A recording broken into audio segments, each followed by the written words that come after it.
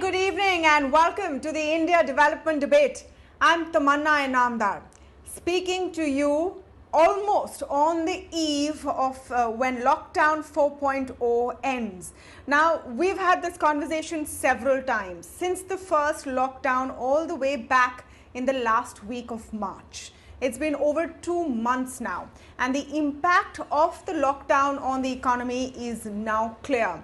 In fact, the GDP data that came out earlier today had just about 7 days of overlap with the first week of the lockdown, and some of that impact has already been seen. Some of the core sector data also shows how bad it has been. What that GDP data also exemplifies is that we were in pretty bad shape even before the lockdown. So what next? What is the kind of clarity we will hopefully see from the 1st of June? Will we need some version of a lockdown 5.0? Is there an exit plan? Have things been made better or worse since it's all devolved down to the states? Have states taken the right decision, and are we clear now on what all of these lockdowns have achieved? Speaking to me on these very important range of issues from all perspectives today is Radhika Rao, top economist, of course, with DBS. Naushad Forbes is joining us today, former president of the CII, and I'm pleased to welcome Yamini Aiyar, who's the president and chief executive at the Center for Policy Research. Great to have you all on the show. Let me begin, Yamini, by getting your take really on what we see. Now, we're not second guessing what will happen, because from all of our previous experience, we've seen that the guidelines per se come on the very eve of when the next phase of lockdown is going to start. More than ever now, it's up to the states to decide what they want to do.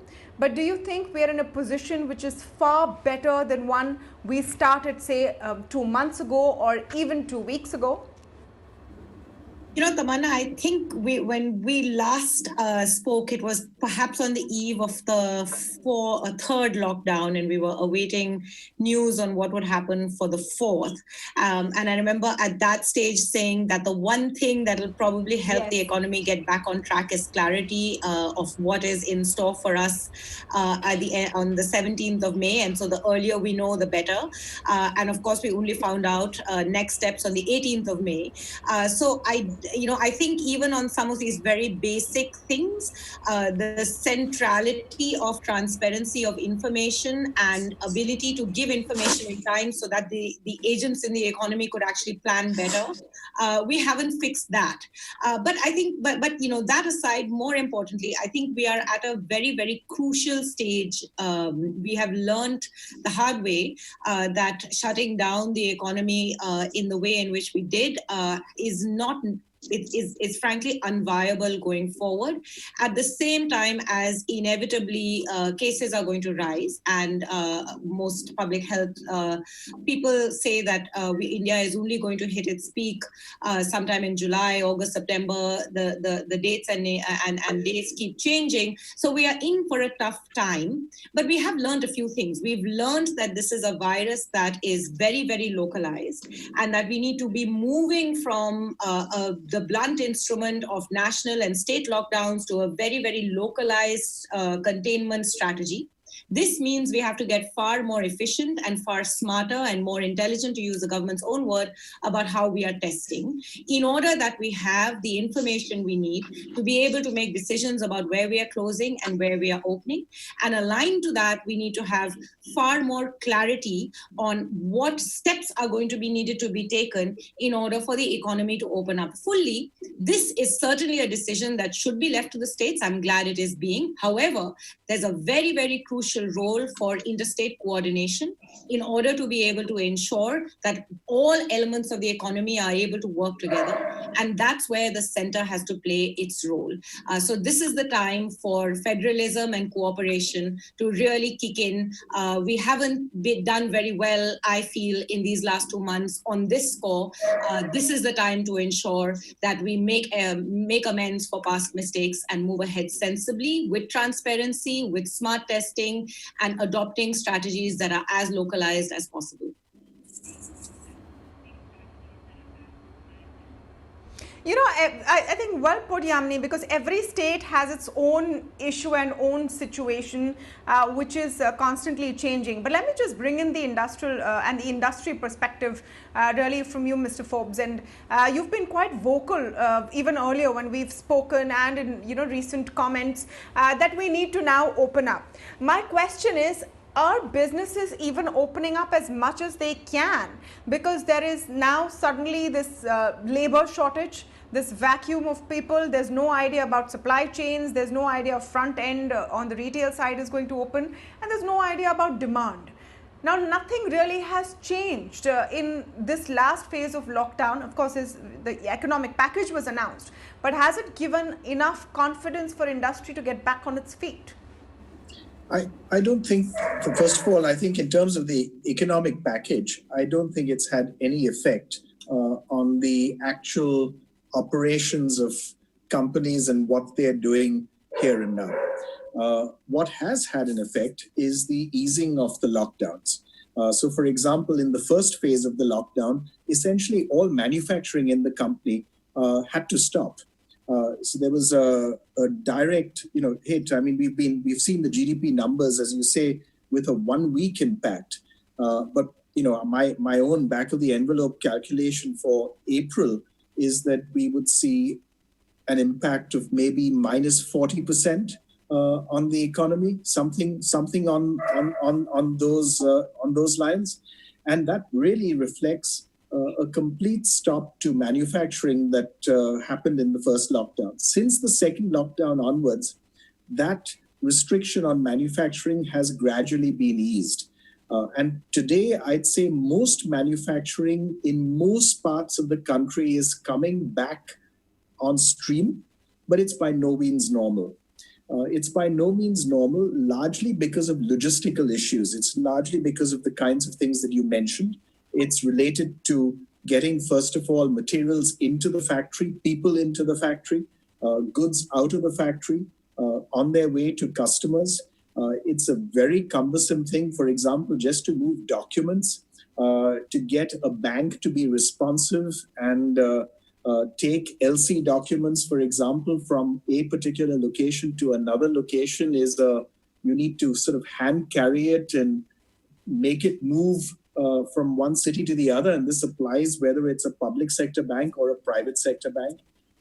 It's still a painful process to make what used to be routine, normal, everyday things happen. It's getting better, but it's getting better slowly and painfully.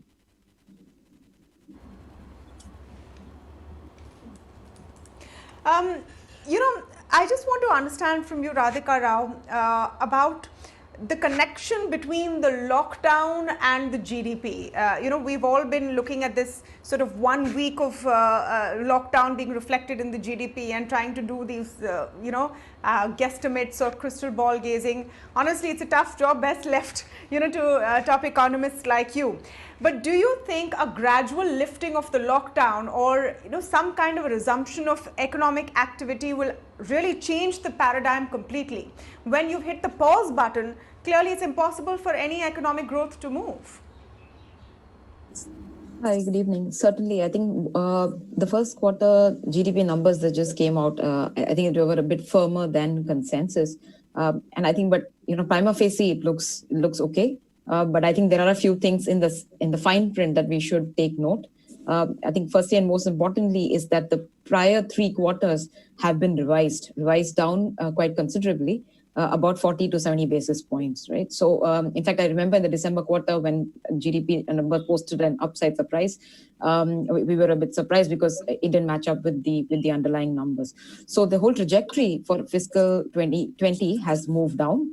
And even for the first quarter GDP, the agency has come out to say that there were data collection issues, and so it remains open for downward revision. Going to your question on how do you draw comparisons, I think most of us are looking at lead indicators. We are looking at high frequency numbers that are available to get an idea on how bad it got. As Mr. Naushad, elaborated, certainly April data would be the weakest on all counts, on the supply as well as the demand, because companies were not working, consumption was not happening. If you look at anything from Google Mobility Report to employment numbers, to production numbers, which will come out perhaps in a couple of weeks, it doesn't look good at all.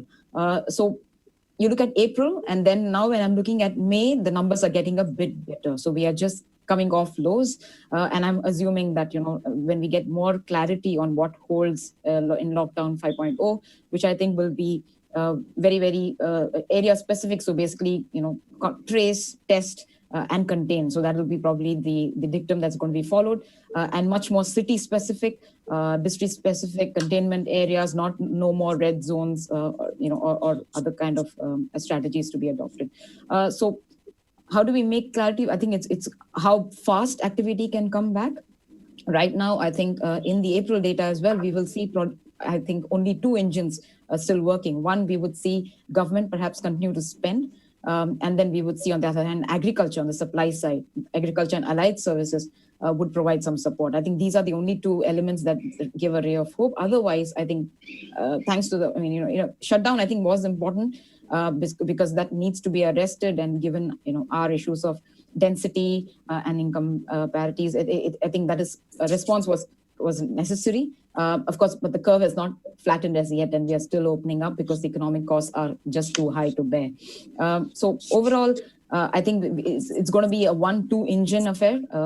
The rest of the economy certainly is going to be extremely slow, but I'm hopeful that by June, if the curve begins to flatten or stabilize, then we will have more sectors that are opening up. And most importantly, I would be looking at the services sector, because that plays a very important role in contributing to overall growth, and followed up very closely by the manufacturing sector as well, which on a sector to sector basis seems to suggest that anywhere between 20 to 60-70% capacity has come back in parts in May. So overall, nonetheless, for fiscal 21, I think we are looking at a recession. And again, India is not the only country. I think across the world, and if I were to talk about Asia specifically, many of the economies that are domestic centered, many of the economies that are export oriented or tourism centric, all of them are going to see a negative growth this year. But it's only how fast we can dig ourselves out of it. And I think by the December quarter, on the headline at least, we should begin to see positive growth. Nonetheless, I think the whole year looks to be a net contraction. Yeah, so I mean, that's something that the RBI governor also, said pretty clearly, that we're looking at a negative growth this year. But what does that negative growth actually mean? What does it translate into? Is there any way that we can, pare down those losses? And I think that's the important point to focus on. One, very key and crucial thing that Radhika Rao said, and Yamini, let me get your reaction on this, is where we are medically with the number of cases at 165,000 plus cases as of now, after 2 months of lockdown. Not a great figure, really good figure, a little over 4,000 deaths that have been reported so far. So we, have managed to do better at that end. Contact tracing, working in some states, not working in some states. On the other hand, the problem also is that your big economic growth engines, those centers in the economy, your metros, are still pretty bogged down with a large number of cases. It's going to be a tough choice, isn't it, to take more risks and really ask what an extension of a lockdown will even achieve. What will we do now in another, say, 15-20 days that we haven't figured out in the last 2 months? No, I think the writing is on the wall as far as the lockdown is concerned. I'm not at all convinced that these last 2 months have really put us in a place of readiness, if that was the goal of the lockdown. And I think that the economic costs have proven such that it's extremely clear that we can't afford to go forward. And the government's forward with a lockdown. And the government seems to have also erred on the side of fiscal conservatism in how it is choosing to respond to the economic impacts of the lockdown. And therefore, you're sort of in a place where really, I don't know that we have an option except to open up our economic activity and get a lot smarter about testing. I think that as you say, both the death rate, the case fatality, as well as the hospitalization numbers are not as frightening as was predicted. But frankly, I would place numbers because there are a number of data collection issues and other reasons why the quality of the data is open to question. I think, frankly, India has lived with infectious diseases of all kinds whose numbers are even more frightening. Just look at TB. We have more cases of TB deaths per day than we, touch wood, have yet of COVID. And we have to find ways of learning to live. And those mean that even as we are opening up, we can't take our finger off the critical investment that we need to make in strengthening our public health system and in ensuring that we invest well in our hospitals and we invest well in our primary health systems and in our community health workers so that we are able to respond both to COVID as well as other public health diseases. In fact, as we open up, you're going to find that, in fact, there are going to be a surge of other health issues that are going to confront us that have been that haven't come to the fore over these last 2-3 months as the health system just reorganized itself only to focus on this one particular crisis. To me, the learning to live is a combination of being much more transparent about what we're testing and how put testing data out. Right now, ICMR is also giving us data only in terms of number of samples, not numbers of persons tested, for instance. This is data that needs to be available. We need to be a lot more open and encouraging crowdsourcing of data analysis so we have a much better understanding of how this disease is unfolding across the world. We don't really know enough. We are learning as we go. And we have to be able to ensure that we empower our local governments, our municipalities, and our state governments to be able to effectively manage the containment strategies while simultaneously continuing the path that we apparently started on with the lockdown of strengthening our public health system to prepare it and make it ready. I think, and sorry, just one last thing. I would urge for the government to reconsider its decision not to at least provide basic and generous relief to the vast majority of India's workers who've really suffered the worst end of this lockdown. Yeah, absolutely. But, the real relief will actually come when there are jobs again to go back to. And that's where Naushad comes in. Yamini, just what I was coming in on, you talked about empowering local municipalities. I just want to take the example of Mumbai, which has one of the richest municipal corporations in the country. But because of the density of population and the number of cases, it's a struggle. It's a struggle, and it will, of course, be specific to every location.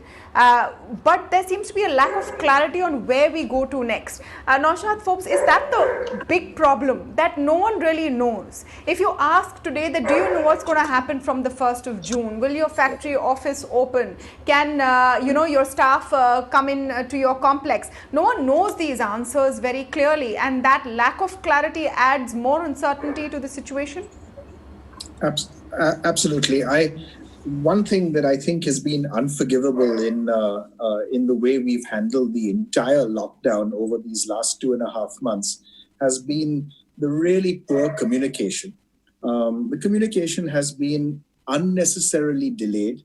I think Yamini mentioned that the announcements came out. They always come out the day before the lockdown is due to end. Why? Is it that we don't know what we're actually going to do, or what?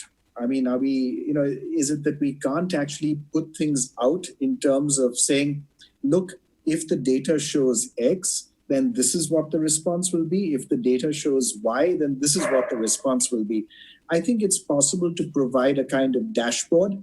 Those dashboards would, yes, you could have something at the national level, which should be out there and communicated. But I think much more than that, we need dashboards at the individual city level and maybe at the individual ward level that says, look, for a population in a particular ward, a population of 20, 30,000 people, if you have such and such caseload, then this is the actual response. This is what we're going to do. I think it's possible to do. Countries have done this around the world. I think Germany has done this particularly effectively, but South Korea has done it. Vietnam has done it. Countries, even Bangladesh has done it, I think, better than we have. So I think we can communicate a lot more effectively. Kerala, by the way, we don't have to go very far away. Kerala has done it too, right? And I'm not talking about the total number of cases, but look at the communication, look at the transparency, look at the logic that has been laid out so that people know where they stand. I think we can do that hugely better. And it's something that we should all demand and expect from all of our leaders, whether at the national level, whether at the state level, or whether at the city level.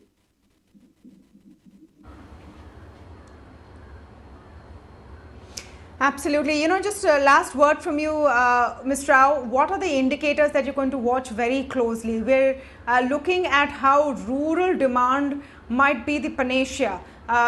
A lot of large number of people have gone back to their homes. There are now various state governments trying to make sure that they find employment there. Agriculture sector may be the silver lining, as you mentioned, and then demand also might come from there. Are these the outliers that you're going to be keeping an eye on? Well, certainly, I think that will be a very important counterbalance. As of date, it looks like the data seems to suggest that it's more an urban aspect, and we'll have to wait and see now that the migrant labor have gone back in bigger numbers once the transportation links were reestablished. Is it that it's spreading to the rural area, so they'll be able to keep it largely contained? But let's assume that it's going to be still the bigger cities and metropolis and not so much rural areas. And if some of the companies that we spoke to in the past few days have also mentioned, yes, they are seeing some interest in tractor equipment, for example, some pickup rate there because the sowing for Kharif is going to start soon, and you can also see some pockets of demand in particularly from the FMCG departments as well. So yes, there are good signs that the rural part of the economy is certainly going to help, but of course the big swath of labor that's gone back, how are they going to be employed?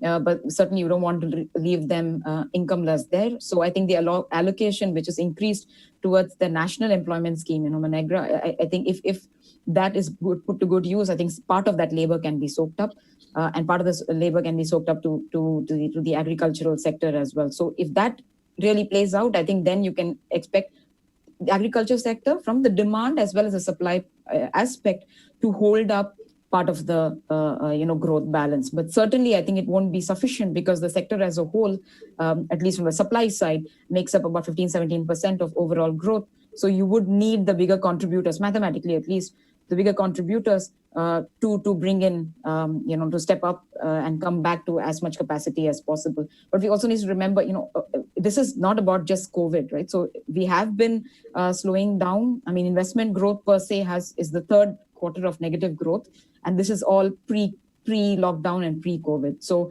there are some structural impediments that we need to clear on the non-farm sectors sides as well to make them sturdier. But if we were just talking about coming out of COVID, I think we will be there presumably by September or the December quarter. But yes, to answer your question, I think as of now, agriculture seems to be a very important, and allied activities seems to be a very important contributor from the supply side, and perhaps if the rural construction kickstarts, you can expect that to help as well.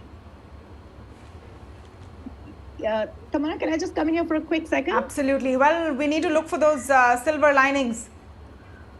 I just wanted to echo what Radhika just said. I think that this is actually the rural economy for the near future is going to drive the economy for a little while, and this means that we have to think very quickly of two important things. One, all the implementation impediments to NREGA, which are well known, need to be lifted on a war footing, and the government needs to be open to the possibility of increasing the allocations, because even though the allocations have gone up now to 1 lakh crore, and that's an important step in the right direction, there has been a long backlog of wage payments that had not been made, as well as delays in payments over time, which will now have to be fulfilled as demand goes up for the NREGA. So that's one very critical area that will need to be focused on. Secondly, on agriculture, procurement has gone really well, and that has to be acknowledged.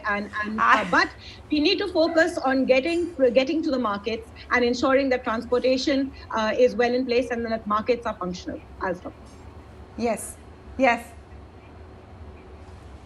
Absolutely. Sorry, I had to rush you, but I have to end the show. We're running out of time, at least this one discussion. Thank you so much. We look for silver linings. We look for optimism, and hopefully the next phase, I don't want to call it lockdown 5.0. The post 1st June phase will be with a lot more impact, a lot more activity and movement to help ease economic burdens. We'll take a very short break. On the other side, 3 very interesting interviews you're going to watch. It's a Friday. We need to look forward to something. Can we see sports back on? IPL back on? What will sports without the spectator be like?